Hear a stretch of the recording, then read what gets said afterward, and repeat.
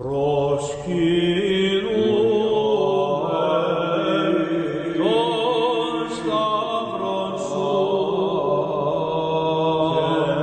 back to the History of the Papacy podcast, a podcast about the popes of Rome and Christian Church. Prepare yourself to step behind the ropes and leave the official tour of the story of the popes and Christianity. I am your host, Steve Guerra, and I thank you for joining me on this journey.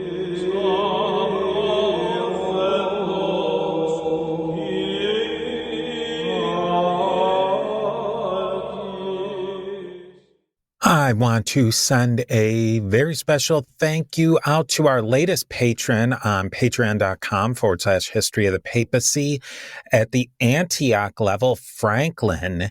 Thank you so much, Franklin, for choosing to support the history of the papacy on Patreon. Hey guys, welcome back. I have another episode in my theme of late holiday special episodes. So last time I was late on Hanukkah.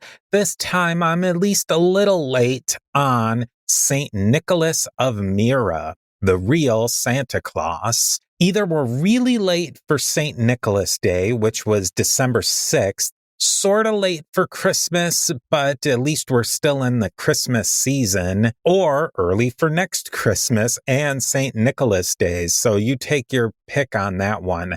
I'd like to send out a special thanks again to longtime listener, Michael Skillbeck, for this idea on St. Nicholas. This was his direct idea to do an episode on St. Nicholas and an indirect idea to do an episode on Hanukkah.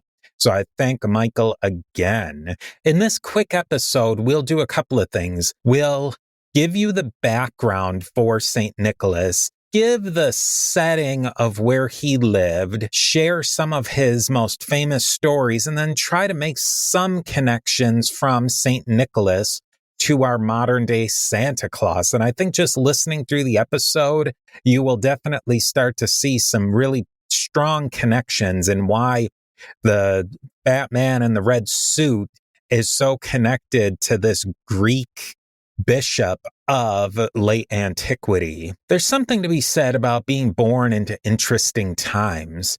The exact date of Nicholas's birth and honestly his death are not known. As far as the sources go and the historicity, scholars are pretty sure of St. Nicholas's historicity. But as far as the sources go, there's no documents from his exact time actually saying that he existed. And there's also no writings of Nicholas himself that still are extant to this day. So no letters, no treatises, nothing like that as far as St. Nicholas goes. Several lives of Nicholas were written in the decades and the centuries after his death. The earliest written accounts are possibly as little as 50 years after his death, which we'll get into the dating of his birth and death in a moment. But wait, you say, 50 years is a long time. Remember, though, not every written record we have today is what was available back then. In the big picture, most written evidence from the past is lost. We just have a tiny portion. So there must have been a great amount of oral tradition that went on from the life of St. Nicholas, even though none of his letters, which he would have written letters, there's no doubt about that. And he probably would have written different sermons or books or something, almost without question. But if you look at the scholarship, a scholar, a classicist who's read every letter available in Latin and Greek from this era, it's not a ton of material that's available to them. So like I was saying, most of everything that existed no longer exists, and we really just have a small amount. That's why we should take this with a grain of salt. So what was the time period of the historical Saint Nick? Traditionally, he's said to have been born in about the 270s AD and then died in the middle of the 300s AD, so sometime in the 350s or the 360s. His lifetime covers a fascinating period in the early church. Most of Nicholas's youth and early childhood would have happened during what was called the Little Peace of the Church. This was a roughly 40 to 50 year period where the church wasn't exactly legal, but it wasn't exactly illegal either. Some emperors even had edicts of toleration against the Christians. It was just a generally peaceful time. Because of the crisis of the 3rd century, the Christians were able to slide under the radar. Christianity grew at a very quick pace, especially in the East. Nicholas was born to a Greco-Roman family, and a family that was Christian for at least a few generations, and this was becoming more and more common in the East. With demographics can't be known with any exactness at all, but some areas of Asia Minor were said to be nearly 100% Christian by this time. Many urban areas held a significant Christian population. And there's many factors in population growth at play from this earliest time of the religion that really go back to the 1st century that we've discussed many times before. There were also new factors. Christianity spread among the important classes, educated people, traders, the wealthy, and it was even spreading among slaves. So you see this really interesting dichotomy here, or spectrum probably is more appropriate term, of really wealthy people, middling traders, and then slaves. The people who really didn't grab onto Christianity would have been the more conservative country folk, country farmers, and the classes, the lower end of the free classes. These tended to be more conservative towards paganism. Hence, we get the name pagan from the Latin word pagani, meaning country folk. Now let's fast forward a little bit. Nick, when he was in his 30-somethings, went through the big tumult of the time, and that's the persecution of Diocletian. This was a very bad time for Christians, especially in the East. It was especially bad because persecution was not the norm in the East up until this point. It was more of a Western thing. Nicholas was likely the bishop of Myra by this time. There's stories that he was imprisoned, likely tortured, but held on long enough to live to see Constantine take over and pass the ultimate act of toleration, or edict of toleration, the Edict of Milan. After that, Nicholas had a long life. He lived through peace, persecution, and peace again. He died in around the 350s, 360s, so not a bad run in those days. You're talking he could have lived up into his 80s. The empire recovered a bit after the crisis of the 3rd century. It wasn't the best of times, but it wasn't really the worst of times either. Things were on a generally upward trajectory, not a huge spike in productivity and economic output, but things weren't bad. Things were at least better than they had been economically and prosperity-wise, but the storm clouds were coming in. Christianity was now legal, but the battles inside of Christianity were just starting to heat up. The heresy of Arianism would kick off during the end of Nicholas's lifetime. The subordinationist ideas of Arius weren't new, but they were beginning to catch on, and controversy would ensue. Then after all of this, Nicholas has his very famous afterlife. We can't get into all the details, but here are some of the main points. In the next centuries, Nicholas became a very popular folk hero. There's many stories about Nicholas' spread. They were largely rooted in an oral tradition with all the pluses and minuses that brings. Justinian, the emperor, had a church built in Constantinople to commemorate Nicholas. A major church was also built in his town of Myra as well. Now, in 1087, traders from presumably southern Italy stole the relics of St. Nicholas from the church in Myra and brought them back to Bari in southern Italy. Just to put Bari on the map for you, if you picture the boot of Italy, Bari is basically on the Achilles tendon of the boot. So far southern Italy, just above the heel. Bari was a part of the Byzantine Empire until 1071, just a few years before this act of grand theft saint. There has to be a lot more to this story, but that's kind of a different story for a different day where we can maybe dig into that. The people of Bari built an really impressive church to St. Nicholas.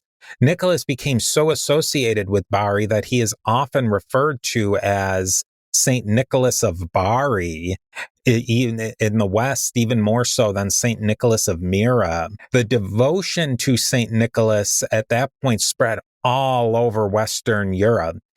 And he still was and still is extremely popular in the East as well. He's hugely popular in Greece. He's hugely popular in Russia and really generally all across the Christian world. He's a top 10 saint, if you want to put it that way. Steve here. We are a member of the Parthenon Podcast Network, featuring great shows like Scott Rank's History Unplugged podcast and other great podcasts. Go to parthenonpodcast.com to learn more. And here is a quick word from our sponsors.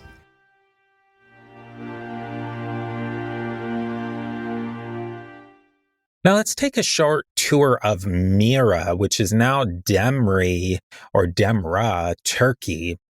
This was a province of Lycia in the southeastern corner of the Anatolian Peninsula. Nicholas was originally from Patara, a wealthy town just down the coast from the bigger and wealthy city of Myra. This is a very old and very wealthy area. Sea trade routes just crisscrossed constantly right in front of the Anatolian coast. This helped associate Nicholas with mariners and sea traders. Trade is what made this area so wealthy, particularly Myra. Myra remained a trade center for many centuries until the port eventually silted up. Paul likely transited through Myra on his missionary trips. Patara, Myra, and several other cities along this coastline were part of what was called the Lycian League, much like the Decapolis League we talked about in previous episodes. A lot of the same institutions and ideas were associated with the Lycian League that we would understand with the Decapolis League. In ancient times, it's important to remember that there wasn't really a personal passenger transportation idea yet, at least for most people. One couldn't necessarily jump on a boat and say Caesarea Maritima in Judea with the destination of Rome in mind that ran on a schedule. You weren't going to go to the port. Oh, hey, look at there. The boat to Rome is leaving at the 9th hour, so I'll jump on that, and 2 or 3 weeks later, I'll be in Rome. That's just not how it worked. You really had to get on a trading vessel in the general direction you intended to travel. Say, well, just let's keep with that example of leaving Caesar Maritima for Rome. The initial boat might go to Cyprus, and that's where it was ending. It was bringing some sort of commodity from Judea to Cyprus, maybe some wine or something, or trade goods that wound up in the Decapolis. So you wind up in Cyprus. Well, you got to figure out, what am I going to do now? So maybe a boat is heading from Cyprus to Myra and Lycia. Then you get to Myra and Lycia, and you got a little bit further in your journey. Now you got to find the next leg that's going in that easternly direction. Trading boats often didn't make long open sea journeys. They were much more likely to hug the coast. There were a few open sea journeys, particularly from Alexandria to Rome with the grain shipments. But even then, they really, for the most part, mariners did not want to stray too far from the coast. And that's really why a place like Myra in Lycia, being situated on the coast in the middle of some really important shipping lanes, could become so wealthy. It's just a great place to stop, do a little trading, and then move on. Additionally, Myra and the entire Lycian coast of southern Turkey is known for really wonderfully preserved Greco-Roman and even pre-Greek ruins. Myra has amazing necropolises that are carved out of the sheer rock face of the cliffs next to the town. There's a really well-preserved theater, and a basilica of St. Nicholas can be seen. And the interesting part of that basilica is it was never converted into a mosque at any time. So it held church services for a long time. As the new Turks are wont to do, a lot of those churches were turned into mosques, or even if they weren't turned into mosques, they would eventually turn them into museums. But for a long time, even after the new Turk revolution, you might call it, Christians were able to celebrate liturgy in St. Nicholas Church. And that went on for a while, but then it was stopped, and it hasn't really happened in a while, but it may happen again. When we finally get around to that tour we've been talking about, we have to visit this area and get a little taste of how St. Nicholas lived. Now, this is probably a good time for some selected St. Nicholas story. Now, St. Nicholas is said to have been born to Roman or Greco-Roman parents, and he could have been wealthy, or at least wealthy, not destitute, something in the middle between fabulously wealthy and destitute.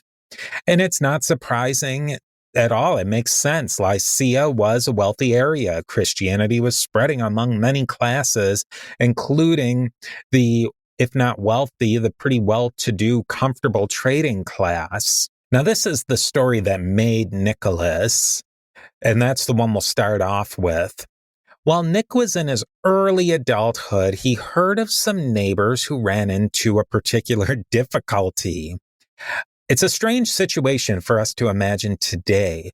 There was a father who had marriage opportunities for his 3 daughters. Marrying off daughters just by itself is a strange idea for us today, but we'll move on because there's a further strange proposition. The dad didn't have enough money to pay for 1 dowry, let alone 3.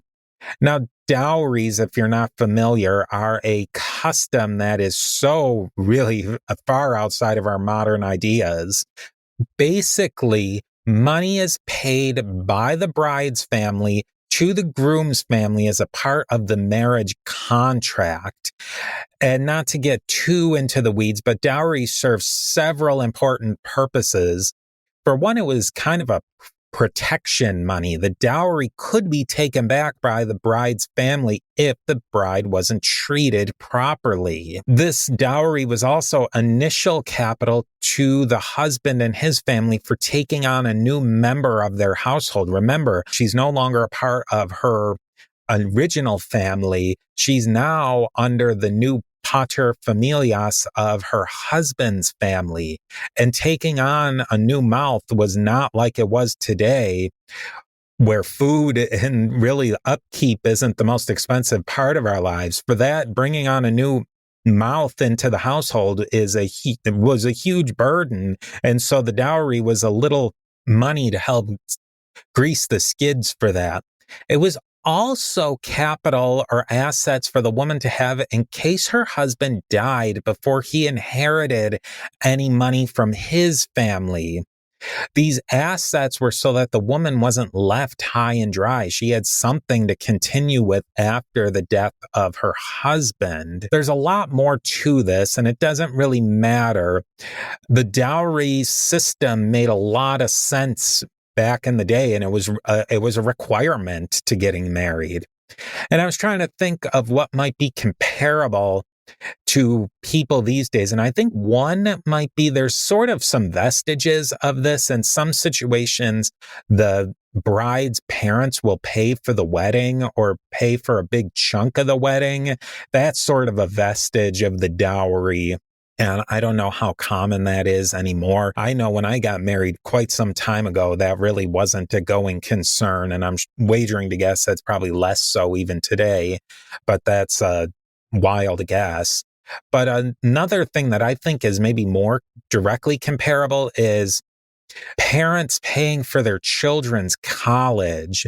It's a way to set them up for the future without debt, or at least much less debt. And it's sort of a generational transfer of wealth and just a way to set the kids up so that they're not way behind the 8 ball before they even get started. Anyhow, moving on from all that, what does a good father do who can't pay for a dowry? He had a great plan. His plan was to send his eldest daughter into a life of prostitution, which I would think that maybe this is setting up the story for great exaggeration to show that what's the worst point, the lowest point somebody can do. And then you're saying like this father has to make the worst decision of his life, and he looks like a real sad sack. I can't pay for my daughter's dowry and now I have to send her into prostitution. Like he's in bad shape. Nicholas, being saintly, couldn't abide by that once he heard of what was happening. So he snuck over to the neighbor's house and tossed in a big bag of gold coins. Some traditions say he tossed in 3 gold coins, or a bag of gold coins, or just a bag of coins.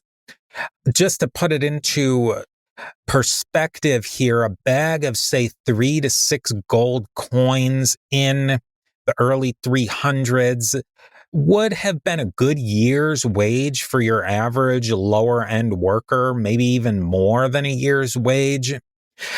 You can do some more in-depth investigation into this because we have Diocletian's listing of maximum prices and wages. A lot of that hung around even after Diocletian's time. So you can get a sense of pricing and waging and costs if you wanted to dig more and into what the value of different coins were. It's a fascinating trip you can take, but it doesn't really matter for this story. The father was so happy he had the dowry and he wouldn't have to sell his eldest daughter into slavery. Problem is, he had 2 more daughters. Nicholas heard about the second daughter's plight. No dowry, maybe a life of prostitution. So he tossed in another bag through the window for her dowry. The dad was so happy again, but this time he really wanted to know who was tossing in these bags of coins. Word got out that the third daughter was betrothed and needed her dowry or else. The father started to stake out, waiting for somebody to come along to see who was tossing these coins through the window and who his generous benefactor was. He caught Nicholas in the act of tossing the coins. Nicholas told the father, "Don't tell anyone about this generosity." Sounds like a bit like Jesus from the Synoptic Gospels and the Gadarene demoniac story, etc. But of course, the dad told everybody in town. Through this story, we see a lot of elements coming in. The whole idea of 3s in the numerology, which obviously connects up to the Trinity, 3 gold coins, 3 daughters. Other parts of the tale of connecting it into stories that would have been very familiar to the Christian people. Now, here is the earliest story. Oh, wait, do you have a moment? A great way to support the History of the Papacy podcast is by joining us on Patreon at patreon.com/history of the papacy. Your support on Patreon goes such a long way to help keep the History of the Papacy sustainable and on the air for a long time in the future. There are 4 tiers of support on Patreon: Antioch, Alexandria, Constantinople, and Rome. Each of these tiers represents one of the traditional patriarchates of early Christianity. There are many great benefits to you for supporting the show on Patreon. You will receive early and advertisement-free content, bonus episodes, monthly book drawings, and most importantly, you will be included on the History of the Papacy diptychs. In traditional Christianity, the diptychs are the lists of bishops commemorated in the order of their precedence. The sooner you sign up on Patreon, the higher you will be on the lists of the History of the Papacy patrons. Now, here's a brief message from our sponsors. Keep an eye on, and when you think about these stories, how are these stories built upon? What's the kernel of truth? What's the kernel of truth maybe in these stories? What are they using as basically templates of the story? And then how are these stories going to be built on later on? And this earliest story recorded maybe as little as the 50 years after his death involves a dream sequence where the Emperor Constantine learned about the amazing acts of this guy, Nicholas. There's a long backstory of Nicholas standing up for the poor and the persecuted, particularly 3 youths who are going to be executed. Then, so the long story short, the Emperor Constantine, awoke from a vision of Nicholas and then granted him money, gold, precious items, and authority. It's a very Constantine-sounding thing, at least the legendary Constantine tale. It has all of the elements, visions of Constantine. And then Constantine giving out power and prestige and precious gifts, which we would see with many other stories. Now, here's one of the best stories. You might call it the right hook for orthodoxy. By the time Constantine held the First Ecumenical Council, the Council of Nicaea in 325, Nicholas would have been a well-established bishop in a strategic city of Asia Minor. One of the biggest controversies at this first council was the subordinationist debate, otherwise known as Arianism. Go back and listen to the Arian Century series for more detail. Anyway, Arius, a priest from Alexandria, was basically the spokesman for this alternative opinion on the nature of Jesus Christ. Now, notice he's a priest, and he's this priest who was a great speaker and great messenger, you might call him, developer of a message, was the spokesman for Arianism or for subordinationism, not a bishop. The long story goes that Nicholas had enough of all this subordinationist claptrap about Jesus not being divine. Nick had enough and cold-cocked Arius. You truly better watch out because coal could be your best option if you're naughty. Even though most weren't mad at Nicholas for mopping the floor up with Arius, he was condemned for his actions and was told to take a few days off. The story has a few issues, though. For one, the Council of Nicaea was really well documented. We have lists of bishops, and Nicholas isn't on any of the earliest recorded lists of bishops in attendance of that council. That's a problem. Another issue is that even if we say the event happened, it isn't likely that Nicholas took a swing at Arius in rage. It's not like he ran across and punched him in the face and maybe planted a couple of kicks while he was on the floor. That's not really what happened, or would have happened likely. The better explanation was that Nicholas open hand smacked Arius. This was a gesture that a teacher would give a student for an incorrect answer or really sloppy logic. If a student's being really sloppy and just generally not doing a great job, the teacher or the tutor or whatever you want to call it would smack the student upside the head, basically. So that kind of makes more sense, at least to me. Nicholas was a bishop. Arius was a priest. You could see this as a teaching moment. The problem politically and institutionally was that Nicholas wasn't Arius's bishop. Therefore, he wasn't in any authority over Arius, and he wasn't Arius's teacher. So he didn't really have he wasn't in the position to smack him for being a bad orator or selling bad rhetoric. Here's another great story: saving youths and solving crimes. This is related at least to the last story, and really the story before that as well. If we remember to the story about Constantine's vision, Nicholas saved 3 youths who are going to be executed, and at least in one rendition of that story. This is likely an extension of this earliest story. The story evolved over time, especially in Western Europe, when Nicholas's cult spread like wildfire there. One version has it that 3 students were traveling to school, probably older students, maybe students going late teens, early 20-something students traveling to university. Another has 3 young children who were playing in the fields and got lost.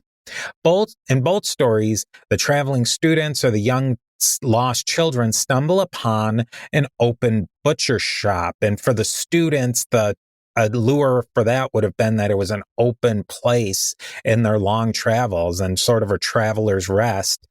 For the children, their motivations would have been they were lost and they found this open shop at night and maybe the shopkeep could help them get home. But in a Saw movie type scene, the butcher initially gives comfort to the weary travelers or the lost children, but then he proceeded to kill them and salt their flesh, basically make them into beef jerky, the medieval version of beef jerky. See how this St. Nicholas tale takes a very, very dark turn. At least for me, I'm taking the logical leap that it probably wasn't the butcher's first time at the serial killing rodeo. In the story, 7 years later, this number 7, this often comes up in fairy tales and these sorts of tales. Guess who drops into the butcher's shop? None other than St. Nicholas. Nicholas sensed something was wrong, and after a brief investigation, finds the murdered youths. He brought them back to life. The butcher repented and then became a disciple of Nicholas. I would have liked to have possibly seen a tale where before Nicholas converted the butcher to Christ, there was an epic fight scene where Nicholas could expand on his fighting skills that we saw in his battle against Arius. This is the true story of Santa Claus. We saw a bit of this Santa in the great movie Batman starring Mel Gibson. But who wouldn't want to see the real life of St. Nick in an action-adventure historical film? I know I would. If you want to hear more about the movie Batman, check out the episode that I did with Mustache Chris on Beyond the Big Screen. Just looking at these couple of tales, though, you can really see where the legend comes in. I really do love seeing how legends develop from that kernel of truth that gets modified to fit to a certain template and then gets added upon in the future, trying to dig in and find what's the real history in there is fascinating. But also just as fascinating to me is how did that real story get adapted to certain literary tropes? And then how does that new story get added onto for a greater understanding in an audience? That's stories. Not, to me, at least, not everything has to be cut and dry facts. To me, I think that's boring, honestly. And I think you're missing a huge part of the history if you don't study myth and legend and try to at least understand where real people were coming up. Why did they make these legends? That's super important. So to wrap up, how do we get from a Greek bishop to our own Santa Claus? Really, how does a Greek bishop of an important city, but not hugely important, become a highly venerated Italian saint to then becoming jolly old Saint Nick, Santa Claus? The progression in a lot of ways was really logical. St. Nicholas was hugely popular in the East. The traders from Bari then stole Nicholas's relics and brought not only his bones, but his celebrity to the West. The traders were from southern Byzantine Magna Graecia, Italy, so they were almost certainly well aware and probably engaged in the veneration of Nicholas. They were probably as much a fans of Nicholas as the next guy because they were in this Greek milieu of southern Italy. I guess they had a chance, took the bones. This was before the mass looting of the East that happened during the Crusades. I guess this was probably just a theft of opportunity. They took those bones back to Italy and kindled up, basically made a Disney World of kind of like Paris Disney World, a new Disney World, a new great veneration of this great Eastern saint. Nicholas's veneration and fame grew and expanded all throughout Western Europe, up into Northwestern Europe, the lands of the Low Countries and England, the British Isles. The Dutch were great seafarers and traders, and they really liked the patron saint of travelers by sea aspect of Nicholas. And that's eventually where we get Santa Claus. Klaus being a diminutive of Nikolaus. There's much, much more to how we get all of the aspects of our modern Santa Claus and the traits of the modern Santa Claus. We could talk about how St. Nicholas and his importance move forward in the calendar, at least in the English-speaking world, from being associated with the traditional December 6th date to Christmas on the 25th. In most places, St. Nicholas's Day is still celebrated on December the 6th. Not so much in the Protestant world. That would be more of a Catholic and Orthodox thing. It's really in the Protestant Northwestern Europe. That's where he becomes associated with Santa Claus delivering the gifts on Christmas and not on December 6th. Where does the red suit, the reindeer, and the North Pole and all of that come from?